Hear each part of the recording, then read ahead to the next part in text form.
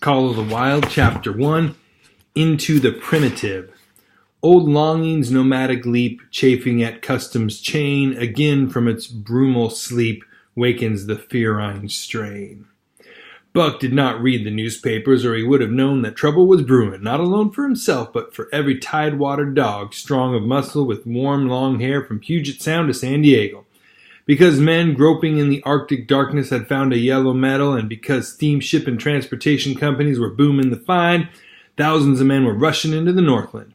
These men wanted dogs, and the dogs they wanted were heavy dogs with strong muscles by which to toil and furry coats to protect them from the frost. Buck lived at a big house in the sun-kissed Santa Clara Valley. Judge Miller's place, it was called. It stood back from the road, half hidden among the trees, through which glimpses could be caught of the wide, cool veranda that ran around its four sides. The house was approached by gravel driveways which wound about through wide-spreading lawns and under the interlacing boughs of tall poplars. At the rear, things were on even a more spacious scale than at the front. There were great stables where a dozen grooms and boys held forth, rows of vine-clad servants' cottages, an endless and orderly array of outhouses, long grape arbors, green pastures, orchards, and berry patches. Then there was the pumping plant for the artesian well, and the big cement tank where Judge Miller's boys took their morning plunge and kept cool in the hot afternoon. And over this great demesne Buck ruled. Here he was born, and here he had lived the 4 years of his life. It was true there were other dogs. There could not be but be other dogs on so vast a place, but they did not count. They came and went, resided in the populous kennels, or lived obscurely in the recesses of the house after the fashion of Toots, the Japanese pug, or Isabel, the Mexican hairless, strange creatures that rarely put nose out of doors or set foot to ground. On the other hand, there were the fox terriers, a score of them at least, who yelped fearful promises at Toots and Isabel, looking out of the windows at them and protected by a legion of housemaids armed with brooms and mops. Buck was neither house dog nor kennel dog. The whole realm was his. He plunged into the swimming tank or went hunting with the judge's sons. He escorted Molly and Alice, the judge's daughters, on long twilight or early morning rambles. On wintry nights he lay at the judge's feet before the roaring library fire. He carried the judge's grandsons on his back, or rolled them in the grass and guarded their footsteps through wild adventures down to the fountain in the stable yard, and even beyond where the paddocks were and the berry patches. Among the terriers he stalked imperiously, and Toots and Isabel he utterly ignored, for he was king over all creeping, crawling, flying things of Judge Miller's place, humans included. His father, Elmo, a huge St. Bernard, had been the judge's inseparable companion, and Buck bid fair to follow in the way of his father. He was not so large. He weighed only 140 pounds, for his mother, Shep, had been a Scotch shepherd dog. Nevertheless, 140 pounds, to which was added the dignity that comes of good living and universal respect, enabled him to carry himself in right royal fashion. During the 4 years since his puppyhood, he had lived the life of a sated aristocrat. He had a fine pride in himself, was never a trifle egotistical, as country gentlemen sometimes become because of their insular situation. But he had saved himself by not becoming a mere pampered house dog. Hunting and kindred outdoor delights had kept down the fat and hardened his muscles, and to him, as to the cold tubbing races, the love of water had been a tonic and a health preserver. And this was the manner of dog Buck was in the fall of 1897, when the Klondike strike dragged men from all the world into the frozen north. But Buck did not read the newspapers, and he did not know that Manuel, one of the gardener's helpers, was an undesirable acquaintance. Manuel had one besetting sin. He loved to play Chinese lottery. Also, in his gambling, he had one besetting weakness, faith in a system, and this made his damnation certain. For to play a system requires money, while the wages of a gardener's helper do not lap over the needs of a wife and numerous progeny. The judge was at a meeting of the Raisins Growers Association, and the boys were busy organizing an athletic club on the memorable night of Manuel's treachery. No one saw him and Buck go off through the orchard on what Buck imagined was merely a stroll, and with the exception of a solitary man, no one saw them arrive at the little flag station known as College Park. This man talked with Manuel, and money chinked between them.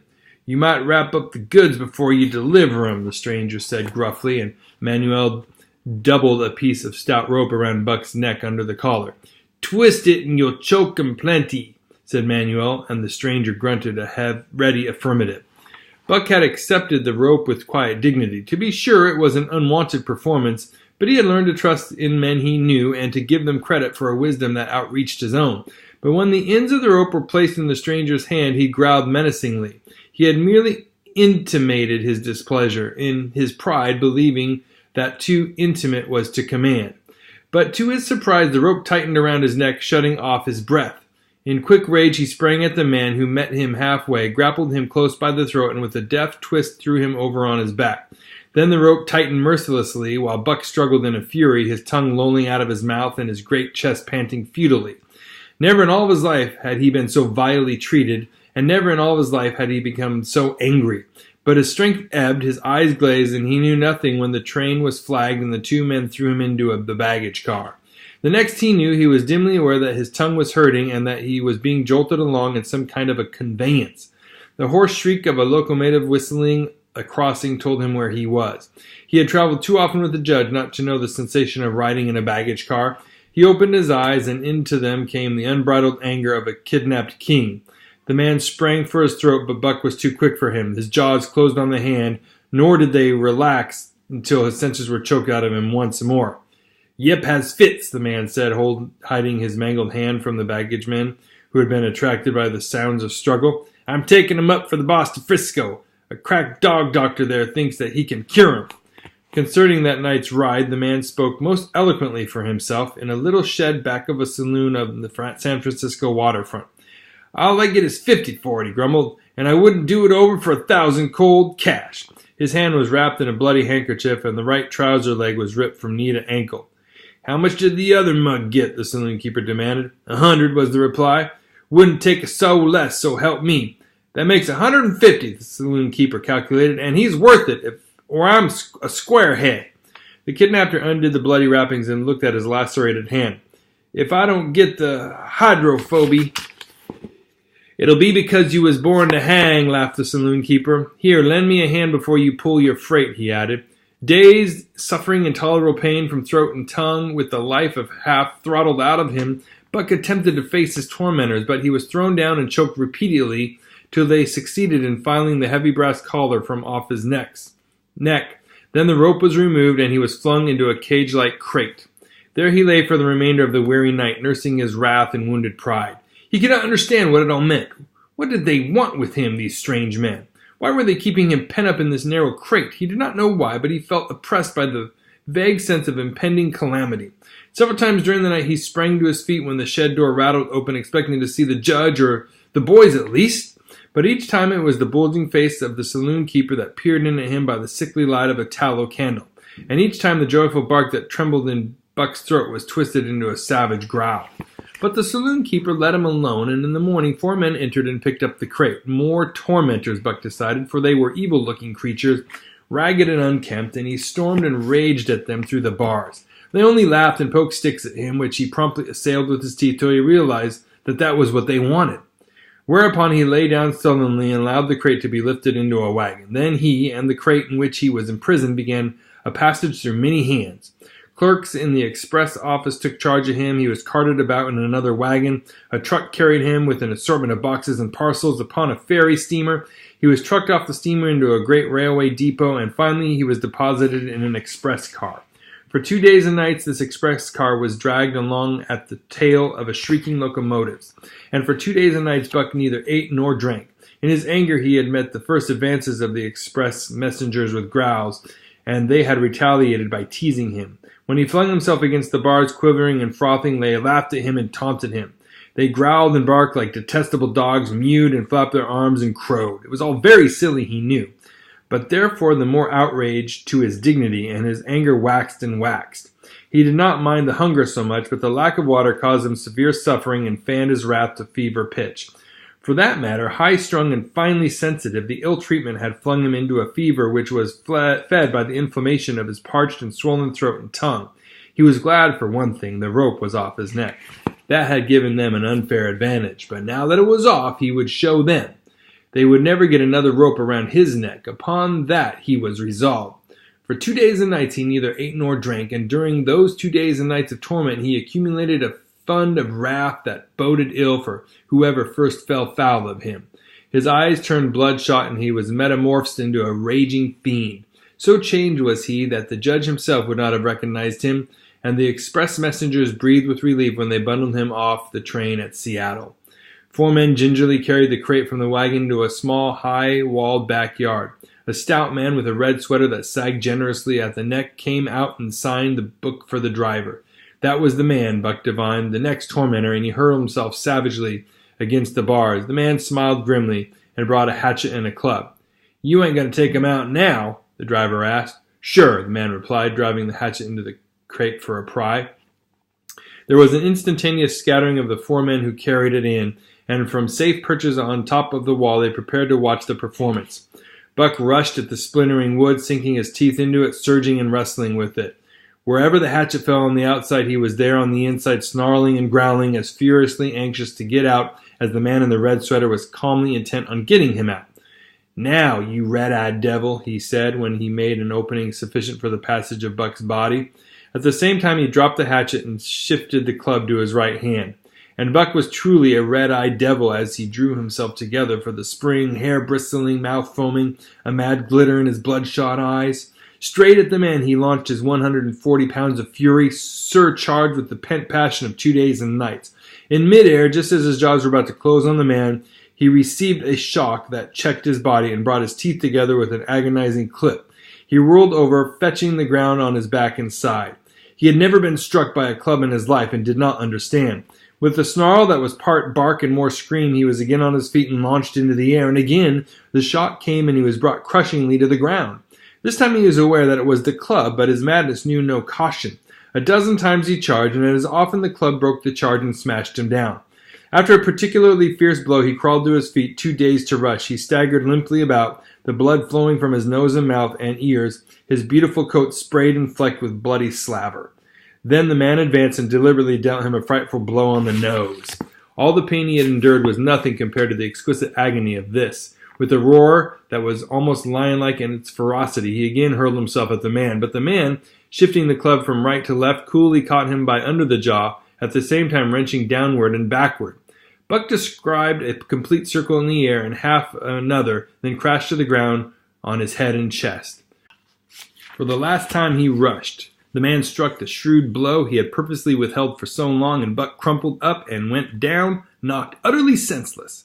"He's no slouch at dog breaking, that's what I say," one of the men on the wall cried enthusiastically. "Druther breaks Gaius any day, and twice on Sundays," was the reply of the driver as he climbed on the wagon and started the horses. Buck's senses came back to him, but not his strength. He lay there where he had fallen, and from there he watched the man in the red sweater. "Answers to the name of Buck," the man soliloquized, quoting from the saloon-keeper's letter, which he had announced the consignment of the crate and contents. "Well, Buck, my boy," he went on in a genial voice, "we had our little ruction, and the best we can do is to let it go at that. You've learned your place, and I know mine. Be a good dog, and all go well, and the goose hang high. Be a bad dog, and I'll whale the stuffing out of you. Understand?" As he spoke, he fearlessly patted the head he had so mercilessly pounded, and though Buck's hair involuntarily bristled at touch of the hand, he endured it without protest. When the man brought him water, he drank eagerly and later bolted a generous meal of raw meat, chunk by chunk, from the man's hand. He was beaten, he knew that, but he was not broken. He saw once and for all that he stood no chance against the man with a club. He had learned the lesson, and in all his afterlife he never forgot it. That club was a revelation. It was his introduction to the reign of primitive law, and he met the introduction halfway. The facts of life took on a fiercer aspect, and while he faced that aspect uncowed, he faced it with all the latent cunning of his nature aroused. As the days went by, other dogs came in crates and at the ends of ropes, some docilely and some raging and roaring as he had come, and one and all he watched them pass under the dominion of the man in the red sweater. Again and again, as he looked at each brutal performance, the lesson he was driven home to Buck. A man with a club was a lawgiver, a master to be obeyed. Though not necessarily conciliated, of this Buck was never guilty, though he did see beaten dogs that fawned upon the man and wagged their tails and licked his hand. Also, he saw one dog that would neither conciliate nor obey, finally killed in the struggle for mastery. Now and again men came, strangers, who talked excitedly, wheedling in all kinds of fashions to the man in the red sweater. And at such times that money passed between them, the strangers took one or more of the dogs away with them. Buck wondered where they went, for they never came back, but the fear of the future was strong upon him, and he was glad each time when he was not selected. Yet his time came in the end in the form of a little weazened man who spat broken English and many strange and uncouth exclamations which Buck could not understand. "Sagredam!" he cried when his eyes lit upon Buck. "Dat one damn bully dog, eh? How much?" 300 and a present at that, was the prompt reply of the man in the red sweater. "And seeing it's government money, you ain't got no kick coming, eh, Perrault?" Perrault grinned. Considering that the price of dogs had been boomed skyward by the unwanted demand, it was not an unfair sum for so fine an animal. The Canadian government would be no loser, nor would its dispatches travel the slower. Perrault knew dogs, and when he looked at Buck, he knew that he was 1 in 1,000. 1 in 10,000, he commented mentally. Buck saw money pass between them, and was not surprised when Curly, the good-natured Newfoundland, and he were led away by the little weazened man.